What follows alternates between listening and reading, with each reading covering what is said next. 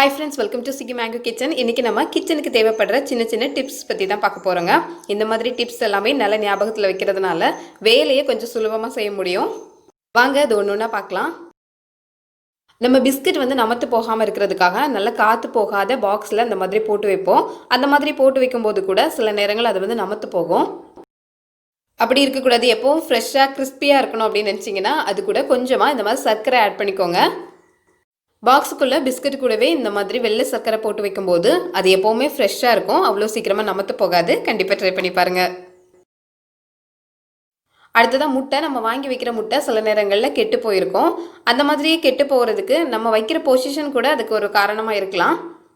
ரொம்ப நாளைக்கு கெட்டு போகாமல் இருக்கணும் அப்படின்னா வட்டமாக இருக்கிற பகுதி மேலேயும் கூம்பு மாதிரி இருக்கிற பகுதி கீழேயும் வரணும். இப்படி தான் அதை வந்து வைக்கணும். இதை ட்ரை பண்ணி பாருங்கள், ரொம்ப நாளைக்கு வரும். அடுத்தது கிச்சனில் நம்ம யூஸ் பண்ணக்கூடிய கத்தி ரொம்ப மழுங்கி போய் இருக்குது, உடனே அதை கூர்மையாக்கணும் அப்படின்னா அதுக்கு ஒரு வழி இருக்குது. இந்த மாதிரி செராமிக் டீ கப் எடுத்துக்கோங்க. அந்த டீ கப்பை நல்லா கவிழ்த்து போட்டுட்டு அதோட பின் பகுதியில் நல்ல கத்தி வச்சு தேய்ச்சோம் அப்படின்னா கத்தி வந்து நல்லா ஷார்ப்பாக மாறிடும். இதனால கப்புக்கும் பாதிப்பு கிடையாது, கப்பும் நல்லாயிருக்கும். கத்தி வந்து நல்லா ஷார்ப்பாக மாறி வரும். இது வந்து ட்ரை பண்ணி பாருங்கள், உடனடியாக கத்தியை வந்து கூர்மையாக்க முடியும். அடுத்ததாக சேனக்கிழங்கு, கருணக்கிழங்கு, இந்த மாதிரி கிழங்கு மண்ணுக்குள்ளே இருக்கிற ஐட்டங்கள் எல்லாமே கட் பண்ணும்போது கை வந்து நல்ல ஊறல் எடுக்க ஆரம்பிக்கும், அதாவது எரிய ஆரம்பிக்கும். கை இந்த மாதிரி நமச்சல் எரிச்சல் எதுவும் இல்லாமல் இருக்கணும் அப்படின்னா கொஞ்சமாக தேங்காய் எண்ணெய் எடுத்துக்கோங்க. இதை கட் பண்ணுறதுக்கு முன்னாடி கையில் நல்ல தேங்காய் எண்ணெய் போட்டுட்டு அதுக்கப்புறமா இதை கட் பண்ணுங்கள். கையில் அந்த மாதிரி எந்த விதமான எரிச்சலுமே இருக்காது. சேனக்கிழங்கு கட் பண்ணி முடிச்சதுக்கப்புறம் நல்ல கை வந்து உள்ளங்கே கடிக்க ஆரம்பிக்கும். அந்த மாதிரி பிரச்சனை இருந்தது அப்படின்னா அந்த மாதிரி தேங்காய் எண்ணெயை ஃபஸ்ட்டே அப்ளை பண்ணிவிட்டு அதுக்கப்புறம் கட் பண்ணுங்கள், அந்த பிரச்சனையே இருக்காது. அடுத்ததான் மிக்சி ஜார். நம்ம என்னதான் கழுவினாலும் அந்த ஜார் பிளேடு இருக்கிற பகுதி எல்லாமே நல்லா கரை பிடிச்சி இருக்கும். அந்த கரையெல்லாம் போக்கணும் அப்படின்னா நம்ம நார்மலாக சோப்பு போட்டு நல்லா தேய்ச்சா கூட வராது. அதுக்கு வந்து இந்த மாதிரி முட்டை தோடு எடுத்துக்கோங்க. அந்த முட்டை தோடை போட்டுட்டு கொஞ்சமாக அதில் நிறைய தண்ணி ஊற்றிக்கோங்க. இந்த தண்ணியையும் முட்டையோடையும் சேர்த்து நம்ம மிக்சியில் வந்து போட்டு ஓட்ட போகிறோம், அவ்வளோதான். முட்டை ஓடு உடஞ்சி ஜாருக்குள்ளே சுற்றிக்கிட்டே இருக்கும்போது அந்த பிளேடுக்கு கீழே இருக்கிற கரை எல்லாமே வந்துடும். அதுக்கப்புறம் நம்ம சோப்பு போட்டு தேய்க்கும் போது ஈஸியாக அது எல்லாமே எடுத்துடலாம். பிளேடில் இருக்கக்கூடிய கரையை போக்குறதுக்கு இந்த மெத்தட் யூஸ் பண்ணி பாருங்கள். கிச்சனில் நம்ம என்ன பொருள் கட் பண்ணாலும் பழம், காய்கறி எதுவாக இருந்தாலும் அதில் இருக்கிற விதை, தோல் எல்லாமே எடுத்து வைக்கிறதுக்காக ஒரு சின்ன பிளேட்டு பக்கத்தில் எடுத்து வச்சுக்கோங்க. உடனடியாக நம்ம இதை எடுத்து அந்த பிளேட்டில் போட்டுடலாம். இதனால கவுண்டர் டாப்பும் எப்போவுமே க்ளீனாக இருக்கும். அடுத்ததான் மெழுகுவர்த்தியை எப்போவும் ஃப்ரிட்ஜில் வச்சுட்டு தேவைப்படும் போது மட்டும் அந்த மெழுகுவர்த்தியை எடுத்து நம்ம ஏற்றணும் அப்படின்னா அது சீக்கிரமாக உருகாமல் அப்படியே நீளமாகவே இருக்கும். அதனால ரொம்ப நாள் யூஸ் பண்ணிக்கலாம். இதையும் ட்ரை பண்ணி பாருங்கள்.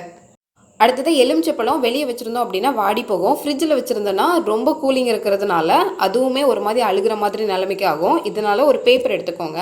ஒவ்வொரு எலுமிச்சப்பழத்தையும் தனித்தனியாக இந்த மாதிரி பேப்பரில் சுற்றி எடுத்துக்கலாம். தனித்தனியாக இப்படி சுற்றி எடுத்துகிட்டு அதை ஒரு கவரில் போட்டு வச்சிட்டோம் அப்படின்னா போதும். அது வந்து ரொம்ப நாள் வரைக்கும் அந்த எலுமிச்சப்பழம் ஃப்ரெஷ்ஷாகவே இருக்கும். ஃப்ரிட்ஜில் வைக்கணும் கண்டிப்பாக. இதையும் ட்ரை பண்ணி பாருங்கள். அடுத்ததாக கண்ணாடி வளையல் ரொம்ப ஆசைப்பட்டு வாங்குவோம் போடுறதுக்காக. ஆனால் அது வந்து சீக்கிரமாக உடஞ்சி போகும். அந்த கண்ணாடி வளையல் மேலேயே நிறைய ஸ்டோன்ஸ் இருக்கும். அப்புறம் மினுங்கிறதுக்கு நிறைய ஷைனிங்கான பொருட்கள் எல்லாமே அதில் ஒட்டி வச்சுருப்பாங்க. அது கூட சீக்கிரமாக போயிடும். அந்த மாதிரி போகாமல் கண்ணாடி வளையல் ரொம்ப நாளைக்கு இருக்கணும் அப்படின்னா வாங்கிட்டு வந்த உடனே இந்த மாதிரி தண்ணி வந்து சூடு பண்ணிக்கோங்க. நல்ல சுட சுட தண்ணியில் கண்ணாடி வளையல் எல்லாமே போட்டுருங்க. தண்ணி நல்லா கொதிக்க ஆரம்பித்ததுக்கப்புறமா அந்த கண்ணாடி வளையலை எடுத்துகிட்டு அதுக்கப்புறமா நீங்கள் யூஸ் பண்ணீங்க அப்படின்னா அந்த கண்ணாடி வளையல் சீக்கிரமாக உடையாது.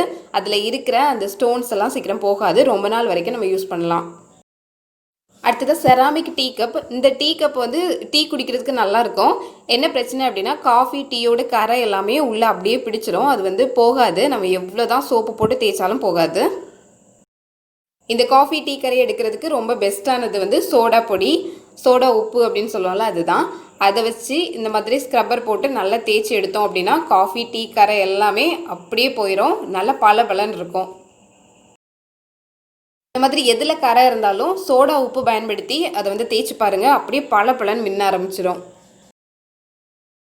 அடுத்து கவுண்டர் டாப்லேயோ இல்லை டைல்ஸ்லேயோ ஏதோ எண்ணெய் வந்து கொஞ்சமாக கொட்டியிருந்து அப்படின்னா உடனடியாக அது மேலே கோதுமை மாவு இல்லை அரிசி மாவு ரெண்டில் ஏதோ ஒன்று கொஞ்சமாக அது மேலே கொட்டிக்கோங்க. கொட்டிட்டு அப்புறம் அப்படியே தொடச்சி எடுத்தீங்க அப்படின்னா அந்த எண்ணெய் பிசுக்கு எல்லாமே அப்படியே அந்த மாவோடு சேர்ந்து வந்துடும். டைல்ஸில் வந்து அதுக்கப்புறம் இருக்காது. கவுண்டர் டாப்பில் அந்த மாதிரி எண்ணெய் கொட்டினா கூட நம்ம கோதுமை மாவு இல்லை அரிசி மாவு போட்டு அப்படியே உடனடியாக எடுத்துடலாம். இந்த பேப்பர் வச்சு நான் உங்களுக்கு தொடச்சி காட்டுறேன். எடுத்துட்டோம் அப்படின்னா அதில் எண்ணெயே இருக்காது. நார்மலாக நம்ம துணி வச்சு தொடச்சோம் அப்படின்னா அந்த எண்ணெய் பிசுக்கு போகாது, அப்படியே தான் இருக்கும். இந்த மாதிரி லைட்டாக கொஞ்சம் மாவு போட்டு அப்படி எடுத்துட்டோம் அப்படின்னா அந்த எண்ணெய் பிசுக்கு அதோடு சேர்ந்தே வந்துடும். அடுத்து இஞ்சி வந்து தோல் உரிக்கிறது. இஞ்சி வந்து கத்தி வச்சு நம்ம தோல் சீவணும் அப்படின்னா அந்த இஞ்சியுமே சேர்ந்தே வரும். அதுக்கு பெஸ்ட் ஆப்ஷன் வந்து இந்த மாதிரி ஸ்பூன் தான். ஸ்பூனோட பின்பகுதி அதை வச்சுட்டு இந்த மாதிரி சீவி எடுத்துட்டோம் அப்படின்னா அந்த தோல் மட்டும்தான் வரும். கத்தி வச்சு இஞ்சி சீவும் போது கவனமாக இருக்கணும், ஏன்னா கையில் படுறதுக்கு வாய்ப்பு இருக்குது. அதோட தோலோடு சேர்ந்து இஞ்சியும் சேர்ந்தே பிஞ்சு வரும் கத்தி வச்சு எடுக்கும்போது. அதுக்கு பதிலாக இந்த மாதிரி ஸ்பூனோட பின்பகுதி வச்சு எடுத்துட்டோம் அப்படின்னா அந்த தோல் மட்டும்தான் வரும், கையும் பாதுகாப்பாக இருக்கும். ரொம்ப வேகமாக எடுத்து முடிச்சிடலாம். இஞ்சி தோல் சீவுறதுக்கு இந்த மெத்தட் யூஸ் பண்ணி பாருங்கள். ஓகே ஃப்ரெண்ட்ஸ், இந்த வீடியோ வழியாக கிச்சனுக்கு தேவையான சில டிப்ஸ் தான் பார்த்தோம். இந்த வீடியோ உங்களுக்கு பிடிச்சிருந்தா லைக் பண்ணுங்கள், ஷேர் பண்ணுங்கள். ஃபஸ்ட் டைம் நம்ம சேனலில் பார்க்குறீங்கன்னா சப்ஸ்கிரைப் பண்ணிக்கோங்க. இன்னொரு வீடியோவில் பார்க்கலாம். தேங்க்யூ.